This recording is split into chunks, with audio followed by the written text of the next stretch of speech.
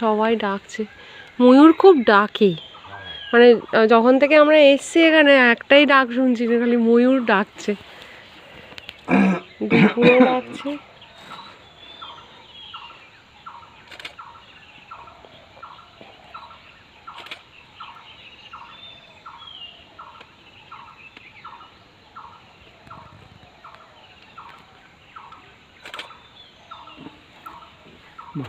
সুন্দর দেখতে।